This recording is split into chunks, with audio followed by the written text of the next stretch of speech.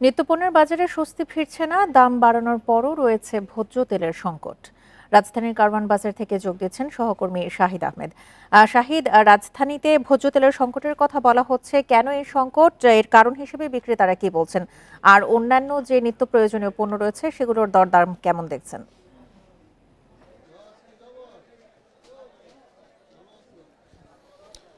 দেখুন, এই মুহূর্তে রাজধানীর কারওয়ান বাজারে আছি। আপনার সাথে কথা বলার আগে আমি শুরুতে যদি বাজারের চিত্রটা দেখাই, তাহলে ক্রেতা সাধারণের জন্য বুঝতে সুবিধা হবে দর্শকদের। আমি এই মুহূর্তে রাজধানীর কারওয়ান বাজারে চালের যে দোকানগুলা, সেখানে আমি আছি।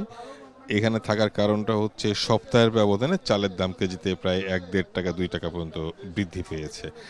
আমি যারা বিক্রেতা তাদের জিজ্ঞাসা করেছিলাম কেন দামটা বৃদ্ধি পাচ্ছে, তারা যেটা বলছে যে চালের বেশিরভাগ মোকাম হচ্ছে উত্তর অঞ্চলে, ওইখান থেকে আসলে সরবরাহটা কিছুটা কমিয়ে দেওয়া হয়েছে। কেন কমিয়ে দেওয়া হয়েছে তারা বলছে যে পরিমাণ চাহিদা সেই পরিমাণ না, যদিও এই সম্পূর্ণ বাজারটা নির্ভর করে আসলে যারা মিল মালিকদের উপর, মানে মিলারদের উপর, তারা যেভাবে নিয়ন্ত্রণ করবে সেইভাবেই বাজারটা চলে আসছে। কিন্তু এর কুফলটা ভোগ করছে আসলে ক্রেতা সাধারণ।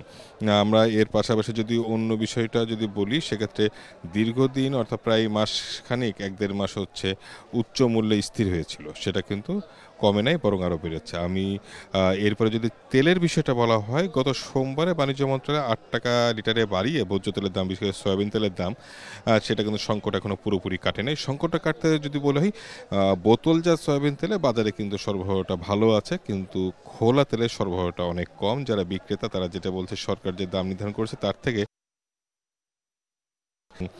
অনেকে কিন্তু বাড়তি লাভের জন্য বোতলজাত তেল কেটে এবং সেটা কিন্তু খোলা হিসেবে বিক্রি করছে। এটার জন্য এখনও সরবরাহটা পুরোপুরি স্বাভাবিক হয় নাই। তারা বলছে আরও ২-১ দিন সময় লাগবে। আর যারা বিক্রেতা তারা যেটা বলছে, যেভাবে ভোজ্য তেলের দাম বাড়ছে, কয়েক মাস পরে যে রমজান শুরু হবে, সেই রমজানে যদি এইভাবে দাম বৃদ্ধির তালিকায় থাকে, সেক্ষেত্রে তাদের জন্য আরও বেশি কষ্টসাধ্য হবে আয় এবং ব্যয়ের মধ্যে সামঞ্জস্য আনতে।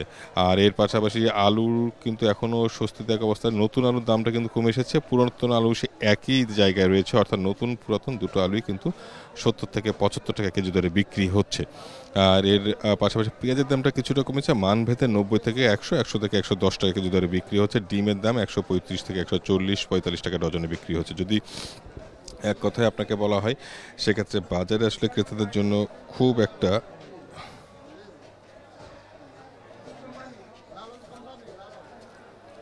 স্বস্তিদায়ক অবস্থা নাই। মূলত এই ছিল রাজধানী বাজার থেকে সবশেষ। রাজধানীর কারওয়ান বাজার থেকে বাজার পরিস্থিতি জানাচ্ছিলেন শাহিদ আহমেদ।